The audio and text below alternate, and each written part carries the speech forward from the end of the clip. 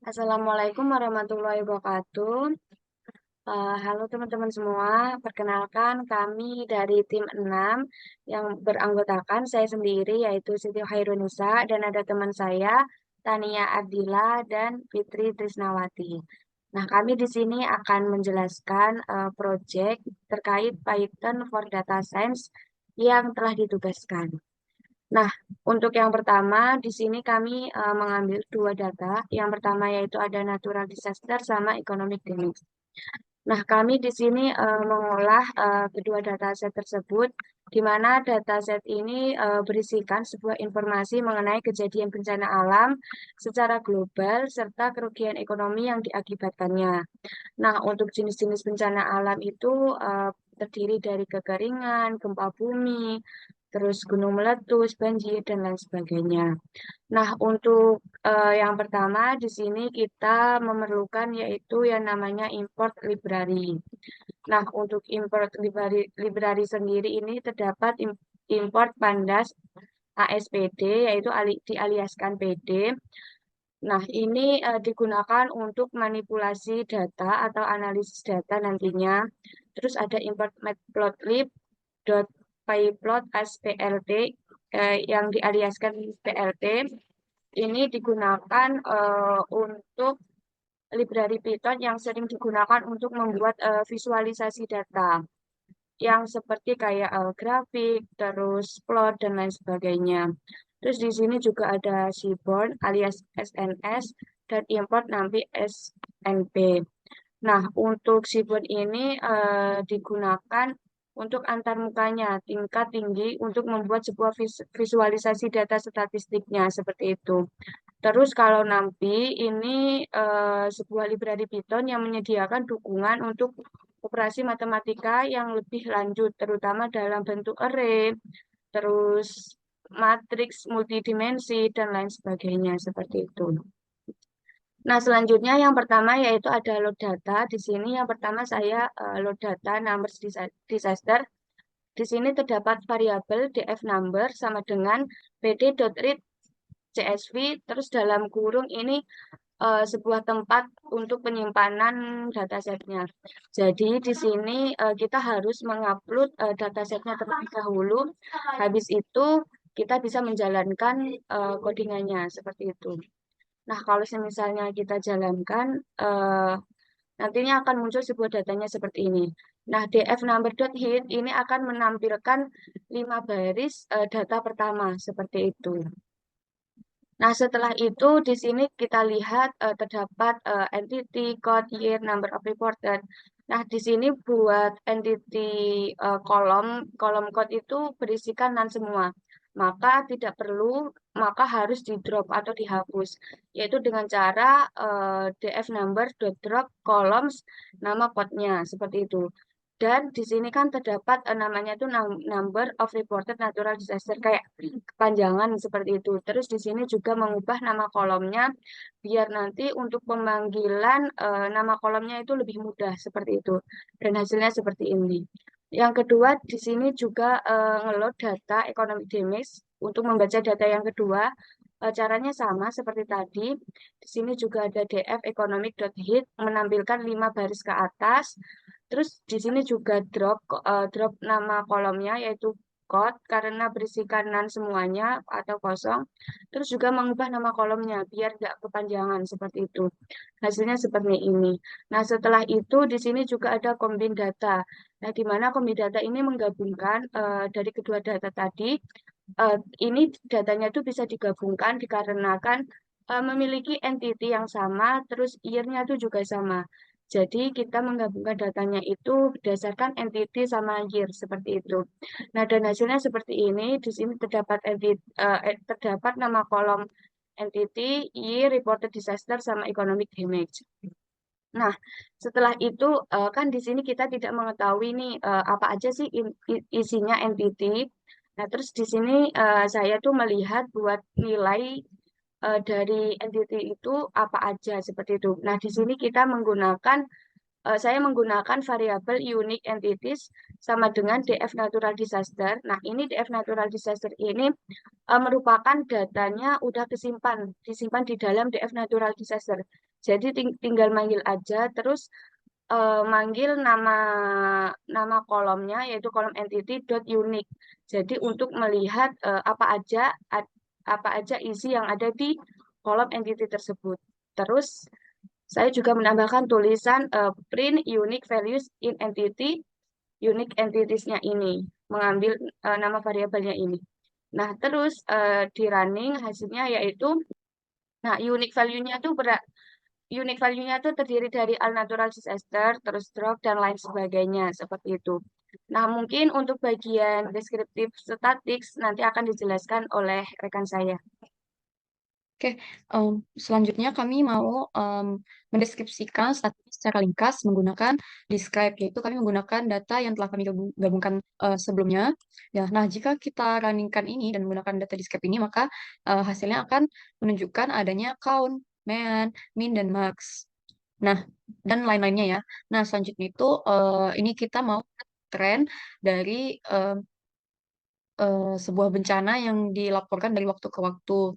Nah, yang ini mengubah kolom year menjadi tipe data-data date time, yaitu dengan menggunakan fungsi date time, yaitu yang kami ambil itu adalah dari data natural disaster tadi yang sudah digabungkan.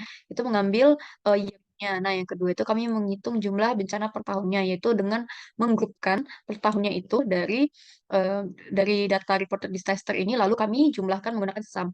Nah, untuk membuat sebuah plotnya itu atau memodifikasi plotnya ini kami eh, di sini kami menggunakan plot figure, plot, X label dan XY. Kami di sini bahkan menggunakan warna lime green. Bisa kita lihat nih hasilnya di sini eh, line-nya itu berwarna lime green ya dan juga line style-nya juga. Lalu font size-nya itu 10 dan untuk title-nya itu kami menggunakan font size 11 dan bold. Nah, ini output-nya.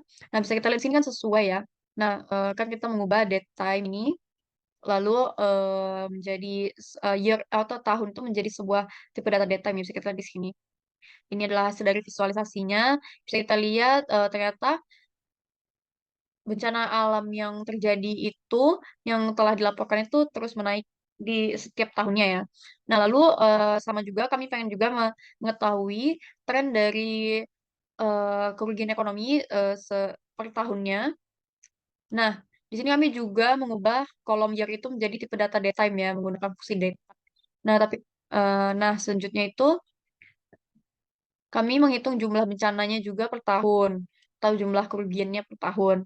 Nah, sama kata kita menggunakan group by, kita menggrupkan per tahunnya dari economic damage ini, dari data economic damage, lalu kami gabungkan atau kami totalkan. Nah, lalu sama juga kami memplotkan atau membuat visualisasi datanya menggunakan plot. Nah, di sini kita membuat colornya menjadi green, lalu line style-nya, font-nya. Di sini kita modifikasi. Nah, ini hasilnya. Nah, bisa kita lihat year-nya dari tahun ke tahun itu semakin naik ya. Di sini kita lihat naik dan economic damage-nya itu makin besar ya setiap tahunnya. Nah, sama seperti yang juga return of reported disaster-nya atau bencana alamnya yang telah terjadi itu terus menaik juga ya dan 2020 itu menurun.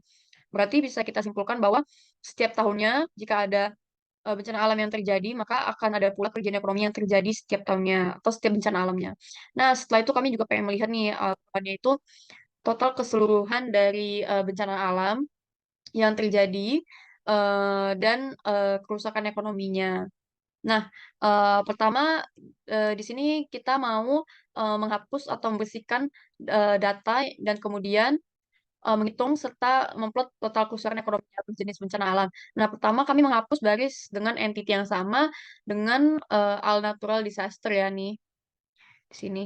Nah, hal ini kami lakukan karena entity dari all natural disaster ini merupakan hasil rekap dari semua data dan dan tidak dianggap penting.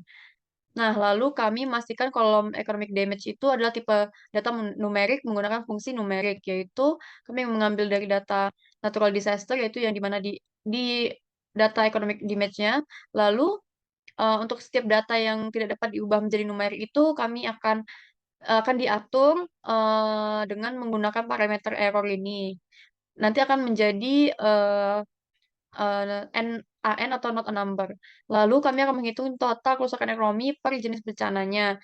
Nah, menggunakan group by, kami akan menggrupkan entity dan juga ini variabelnya di economic damage, lalu kami gabungkan atau kami totalkan. Lalu kami akan memvisualisasikan plotnya menggunakan sama seperti yang sebelumnya, kami memvisualisasikannya menggunakan plot ini.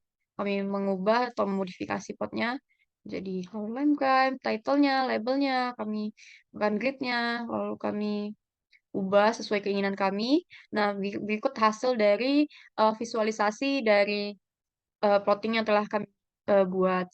Nah, bisa kita lihat di sini total economic damage-nya per jenis bencananya. Di sini ada yang paling banyak natural disaster-nya dan economic damage yang terjadi itu di extreme weather ya. Dan juga yang paling kecil tuh di landslide dan tidak ada itu yang di impact, mass movement, dan volcanic activity. Oke, mungkin selanjutnya akan dilanjutkan oleh rekan saya. Oke, selanjutnya yaitu ke bagian simple linear regression. Nah, di bagian ini saya membuat sebuah codingan. Yang pertama ada dua function. Yang pertama yaitu function simple linear regression. Nah, simple linear regression ini merupakan sebuah function untuk menghitung nilai koefisiennya seperti itu. Nah, buat function yang pertama yaitu function simple linear regression ini terdapat dua parameter, di mana parameternya itu nilai x dan y. Terus di sini juga menghitung cross deviation-nya, terus menghitung koefisien regresinya. Nah, selanjutnya itu terdapat function plot regression dengan parameternya itu X, Y, dan B. B ini juga merupakan sebuah nilai koefisiennya nanti. Nah, di dalam function ini kita lebih ke bagian visualisasi. Jadi nanti akan menampilkan sebuah gambarnya atau grafik seperti itu. Nah, selanjutnya di sini saya tuh mengasumsikan bahwa variabel X itu merupakan value-nya reported disaster. Terus Y itu value-nya economic damage. Terus di sini kita membuat nilai regression coefficient-nya dan ini plottingnya untuk line-nya seperti itu, untuk line atau garisnya. Nah, di sini setelah di running tuh akan menghasilkan estimasi koefisiennya B0-nya tuh 2,2766, terus B1-nya tuh 251. Nah, jadi ini merupakan koefisien dari reported disaster sama economic damage. Nah, mengapa saya mengambil korelasi di antara reported sama economic ini? Karena dapat dilihat juga bahwa dari grafik ini tuh skaternya itu menunjukkan bahwa ada korelasi positif nih di antara jumlah bencana yang dilaporkan dan kerusakan ekonomi. Nah, berarti semakin banyak bencana yang dilaporkan tuh pasti akan semakin besar pula kerusakan ekonomi yang dihasilkan seperti itu. Terus juga dapat dilihat dari datanya tuh juga tampak sangat cukup bervariasi. Meskipun ada tren umum, masih ada juga banyak titik data yang jauh dari garis trennya. Jadi garisnya itu lumayan jauh. Nah, terus juga variasi dalam data ini dan bahwa ada banyak data itu bencana dengan kerusakan ekonomi yang relatif rendah atau tinggi, terlepas dari jumlah bencana yang dilaporkan. Nah, secara keseluruhan grafik ini tuh kayak memberikan gambaran yang jelas tentang hubungan antara jumlah bencana yang dilaporkan sama kerusakan ekonomi. Seperti itu. Nah, selanjutnya ada load dataset. Di sini saya memanggil datasetnya lagi untuk membuat sebuah prediksi. Jadi, setelah datanya itu kayak di simple linear regression di training kayak gitu. Nah, di sini juga bisa membuat prediksi dengan cara melatih datanya tadi yaitu di training dan di trace. Nah, setelah itu di sini juga ada membuat model linear regression-nya. Setelah itu datanya tuh dilatih model dengan X-trend dan Y-trend tadi. Terus habis itu kita membuat sebuah prediksi dengan targetnya buat set pengujiannya. Terus di sini juga menghitung kesalahan kuadrat rata-rata atau RMSE-nya. Dan hasil trainingnya seperti ini. Nah, di sini sebelum itu saya juga membuat prediksi untuk tahun yang akan mendatang. Kira-kira itu tahun yang akan mendatang itu seperti apa? Jadi kan tadi kan datanya cuma sampai tahun 2018. Nah, di sini saya membuat tahun mulai dari tahun 2025 dan sampai dengan tahun 2029. Datanya itu seperti apa.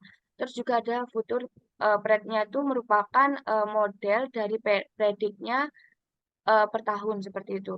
Terus di sini dapat dilihat bahwa RMSE-nya tuh 18639 dengan prediksi for future-nya itu seperti ini. Nah, setelah itu di sini membuat prediksinya untuk tahun mendatang, terus juga membuat data frame-nya. Jadi dapat dihasilkan bahwa reported disaster-nya sama economic damage-nya tuh seperti ini buat tahun yang akan datang. Nah, mungkin itu penjelasan terkait simple linear regression dan prediksi untuk tahun yang akan mendatang. Untuk penjelasan selanjutnya akan dijelaskan oleh rekan saya. Perbandingan nilai aktual dan prediksi. Langsung kepada perintah plt subplot. Ini adalah fungsi matplotlib yang digunakan untuk membuat dua subplot dengan ukuran 10 kali 8 piksel. Ser X sama dengan true adalah parameter yang menentukan bahwa x-aksis akan berbagi antara subplot. Selanjutnya perintah AXS scatter red color blue label aktual adalah perintah untuk menambahkan titik berwarna biru pada subplot pertama yang menunjukkan nilai aktual untuk reported disaster. Perintah kedua AXS scatter color red label prediksi adalah perintah untuk menambahkan titik berwarna merah pada subplot pertama yang menunjukkan nilai prediksi untuk reported disaster. Pada perintah ketiga, AXS scatter color green label future prediksi adalah perintah untuk menambahkan titik berwarna hijau pada subplot pertama yang menunjukkan nilai yang diperhitungkan oleh model untuk reported disaster. Pada baris keempat adalah XS set title. Ini perintah untuk menambahkan judul pada subplot pertama. Dan baris yang terakhir adalah XS legend. Ini adalah perintah untuk menambahkan legend pada subplot pertama. Sama seperti kode perintah untuk model report disaster, kalau perbedaannya itu yang ini untuk economic damage. Dan yang terakhir ini adalah perintah plt show, yaitu untuk perintah menampilkan grafik yang telah dibuat. Dan ini adalah outputnya yang menampilkan grafik scatter plot yang menampilkan nilai prediksi untuk tahun mendatang berbanding dengan nilai aktual dan nilai yang diperhitungkan oleh model regresi linear. Grafik ini memiliki dua subplot, yang satu digunakan untuk report disaster dan yang kedua ini untuk economic damage. Selanjutnya Cummins. Cummins ini adalah metode non-hierarki atau metode unsupervised learning yang digunakan untuk mengelompokkan data tanpa ada label kategori. Pada perintah yang pertama ini sudah dijelaskan sebelumnya dan ini adalah outputnya. Yang ini adalah perintah from Sclern prepoxes. Ini adalah perintah yang menggunakan model label encoder untuk mengkodekan nilai kategorikal dalam kolom entity dari suatu data frame DF menjadi nilai numerik. Dan untuk yang di bawah ini adalah kode yang menggunakan metode elbow untuk menentukan jumlah optimal dari klaster dalam data. Yang pertama, kode ini mengimpor modul Cummins dari pustaka scikit-learn, kemudian inisialisasi sebuah list kosong inertia untuk menyimpan nilai inertia dari setiap model Cummins yang diterapkan. Selanjutnya dilakukan iterasi 2 hingga 10 untuk jumlah klaster yang dimungkin.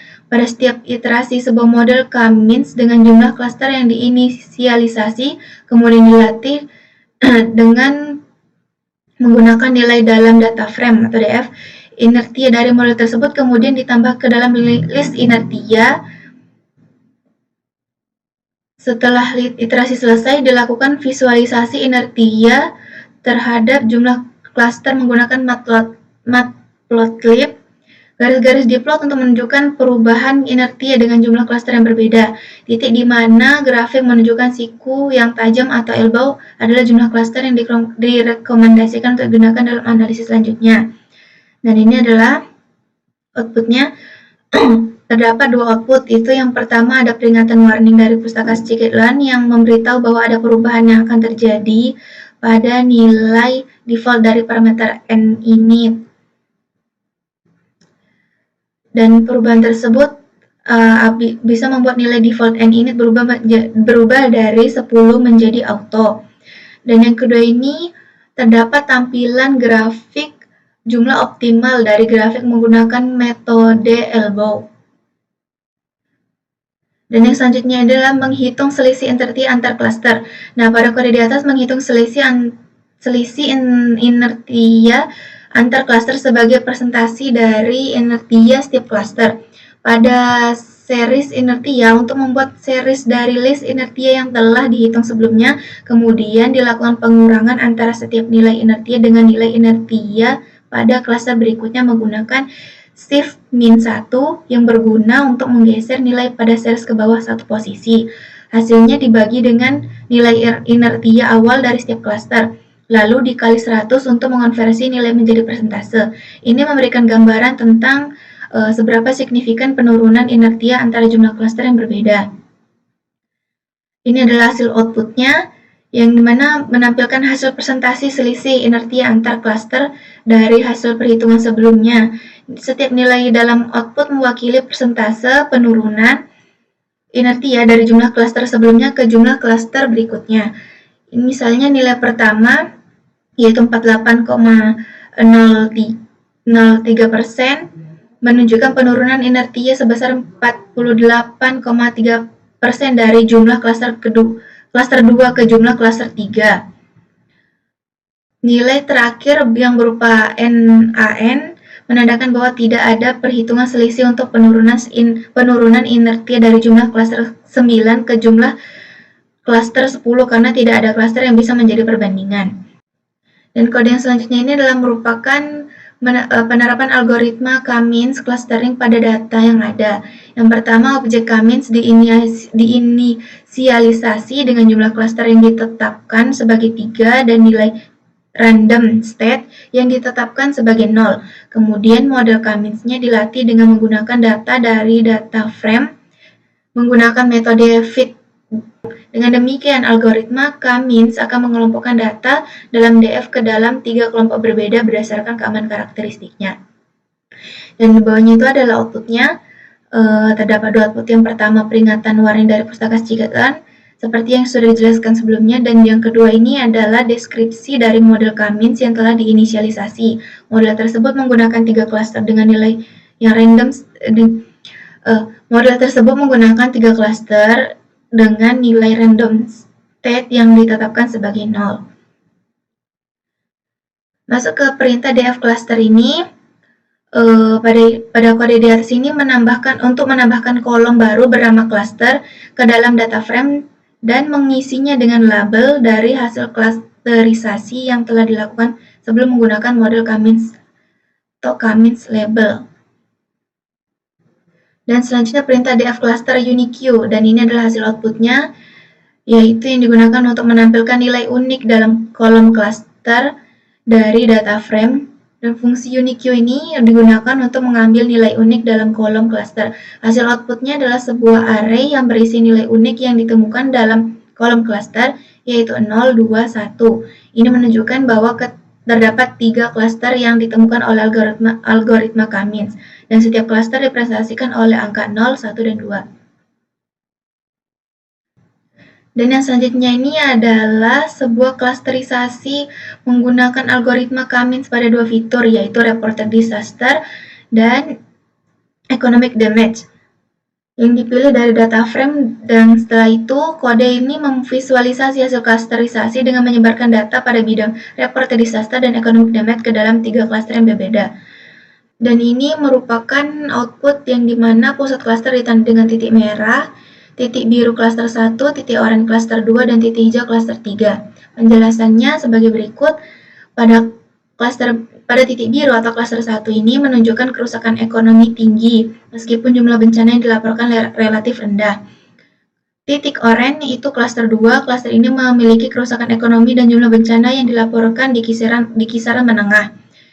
Titik hijau atau cluster 0, cluster ini menunjukkan kerusakan ekonomi rendah dengan jumlah bencana yang dilaporkan juga rendah. Ini bisa berarti bahwa meskipun ada beberapa bencana yang terjadi, dampaknya terhadap ekonomi relatif kecil. Nah, pada kode ini menggunakan atribut cluster center ya dari objek k-means ini untuk menampilkan koordinat dari sentroid dari masing-masing cluster yang telah diidentifikasi. Nah, hasil outputnya itu adalah sebuah array ya, di mana baris satu mewakili satu cluster, baris dua cluster kedua, baris tiga cluster ketiga. Nah, begitu. Nah, baris pertama ini menunjukkan koordinat sentroid dari cluster pertama. Nah, ini ada jumlahnya. Bisa dilihat di sini. Nah, selanjutnya itu kami akan sama seperti tadi, mendeskripsikan statistiknya secara ringkas, kami mendeskripsikan per klasternya. Nah, jika sebelumnya kami mendeskripsikan seluruh data itu, nah di sini kami mendeskripsikan per klaster. Nah, di sini bisa kita lihat di cluster 0 itu count-nya segini, entity-nya 500, share reported-nya, economic damage berapa. Lalu untuk cluster 1 juga sama, menunjukkan min and max-nya, account-nya, main-nya. Begitu juga dengan cluster 2. Nah, dapat kita simpulkan bahwa dari seluruh data natural disaster dan economic damage ini, keduanya berkolerasi ya, karena kan bisa bersinambung ya, saling berkolerasi, ada hasil positif dan di antara jumlah bencana dan kerusakan ekonomi yang terjadi, serta dalam prediksinya mereka juga linear ya. Nih. Nah, kita lihat ya. Nah, linear. Nah, nah dengan adanya prediksi ini kita bisa mengetahui atau kita bisa mendapatkan wawasan lebih lebih yang baru untuk upaya pencegahan, mitigasi dan manajemen risiko atau manajemen bencana di masa depan. Nah, mungkin itu saja yang dapat kami sampaikan. Wassalamualaikum warahmatullahi wabarakatuh.